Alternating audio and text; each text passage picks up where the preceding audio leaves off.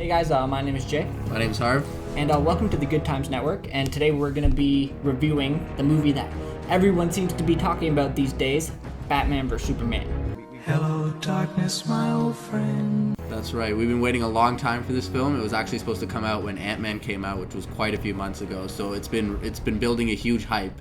And like when it first came out, everyone was saying it was one of the best movies of 2016. That's what happened on the premiere day. But then critics have just been dogging this movie recklessly.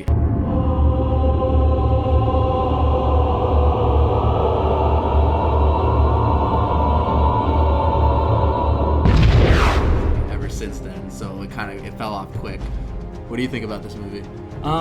Yeah, so I think by now, if you're anywhere on the internet, you've probably heard the bad reception, but obviously the headlines don't depict what's necessarily is bad about it. But I think it comes down to pretty much two main things, for me at least. There's huge pacing issues with this movie. There's long, boring sections, and the whole movie, the runtime is roughly 2.5 hours, going on 3 hours.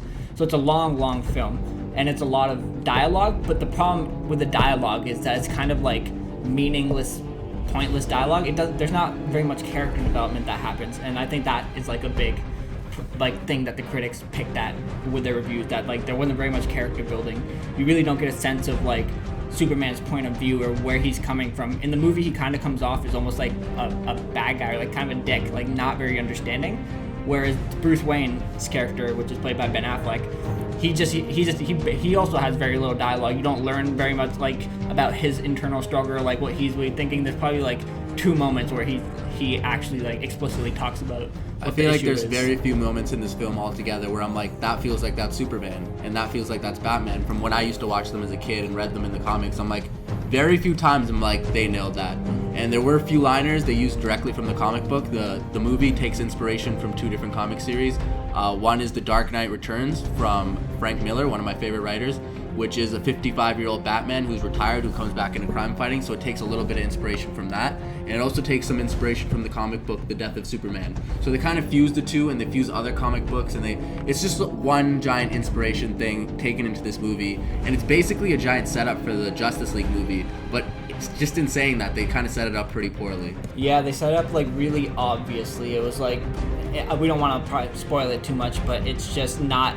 You didn't get really a good essence of who the characters are going to be, or how these characters are going to behave. It's kind of it does it really kind of offhandedly very quickly. I feel like it would leave a lot of people confused. If you're not a comic book fan, there's a lot of hints and Easter eggs that you won't get, but there's also giant plot points that you won't get during the film if you don't know it. And I think that's one of the main reasons critics just wrecked this movie. Also, yeah, I think another aspect actually in terms of that is that there's too much going on, and there's too many bad guys. There's too much they introduce in the trailers, you can see they introduce Doomsday into the movie, and that's on top of the conflict between Batman and Superman, on top of the conflict with Superman and Lex Luthor, and Batman and Lex Luthor, and their weird triangle thing, and then Wonder Woman. So what's ironic about so much going on is that there's so much going on, yet it's not an exciting ride the entire time, which is so.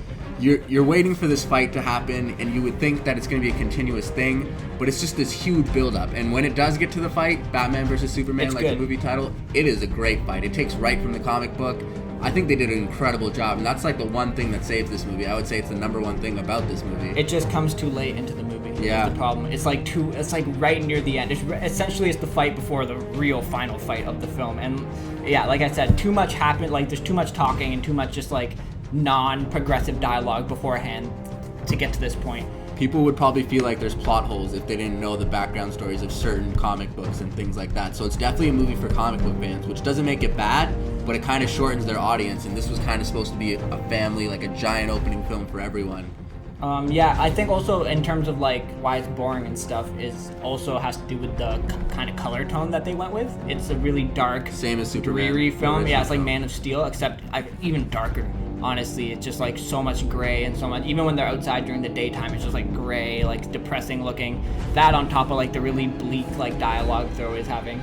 It was just a really long, boring movie. It felt more it almost felt like a political drama or something. It was just long and monotonous. You definitely shouldn't have a movie where there's scenes that you don't need, and you should never be I'm bored during this movie. So there were times like that. What did you like about this movie? Do you know? Okay, so Ben Affleck was really good as considering he had very few lines. I mean, he was still really good. I feel his presence on screen as Batman was really like probably one of the best I've seen. He really looks and feels like Batman to me, like from the comic books. He's like big and brooding kind of. The voice stuff is cool, like the Batman voice. He didn't do the stupid Christian Bale like deep voice. He didn't go deep voice. He had an actual voice changer, which actually I thought was way better. And I actually like Ben Affleck more as Batman than Bruce Wayne. Maybe though the Bruce Wayne that they're basing it off is kind of retired and just sick of doing what he does, and he actually is going too far. Like he's branding his enemies, which Batman would never do. He would never be like a violent or hurtful person on purpose. And Superman is thinking that he's crossing the line now by doing that, but he's just kind of worn down because he keeps fighting crime. He's an old man, and it's just not going away. Yeah. The main conflict in this film too, the reason that they're fighting is a little like it's okay, but it's kind of under hidden there, and just like why are they even really fighting? It's Superman is one of those heroes that saves people when they need saving, and Batman's somebody who stops the problem before it happens. And Superman disagrees with that point of view, but at the end of the day, they're both doing the same thing. Yeah, another big problem probably that the critics had with it was that like their like nemesis wasn't really founded on like a strong foundation. Like they didn't really have good reasons to completely dislike each other. Like there wasn't very many justifications for each side. Like Superman's like, oh, this guy's beating up criminals too badly. They like really hated each other too, like, and they shouldn't have. But it's not like Superman doesn't go around like beating up bad guys and like taking them in. Like you do what you have to do. Like it's branding a dude really that intense. They're alive, right? You know what I mean? Another interesting part of the movie I actually did really like is that they really tried to plant this in real life as if it were to happen, and they had people like Neil deGrasse Tyson and like Al Anderson Cooper just play themselves on news and talking about this alien coming from space like Superman was real. I thought that was cool in how they tried to base it in real life. And they never talk about this in movies or shows, but when superheroes save the day and they destroy the whole city, like everyone is affected, though that they're doing a greater good for the people, but people are still affected. And it's cool that you get to see in the lives of some of the people affected by Superman's heroic deeds in a negative way. I thought that was super interesting.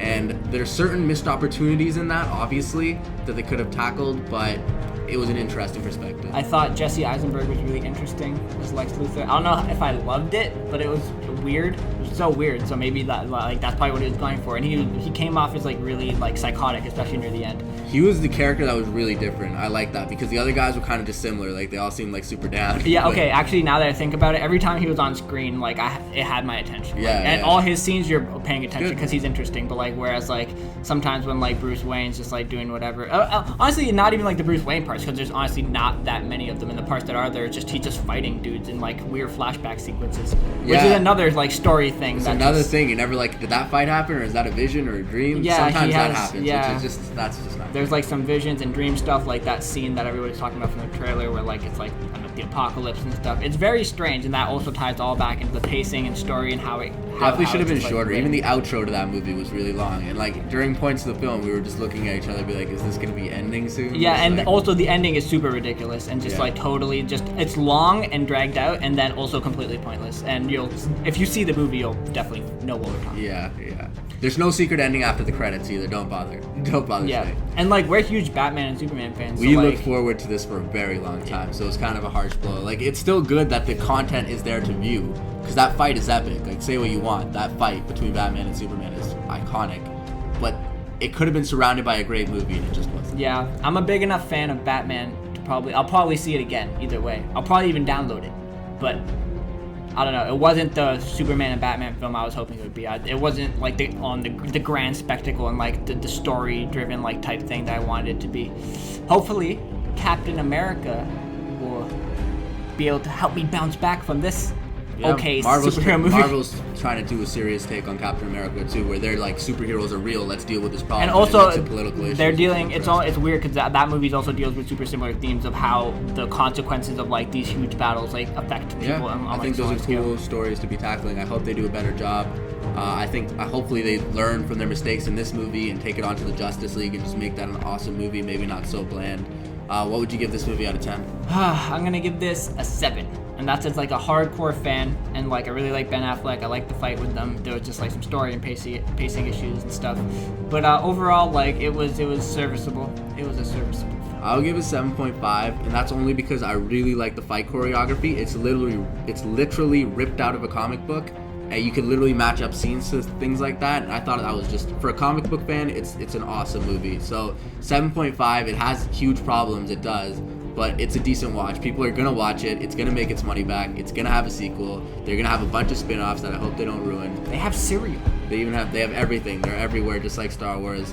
Go and see the film. Tell us what you think about it. Make sure you leave a comment, subscribe, do all that, and we'll catch you soon on GTN.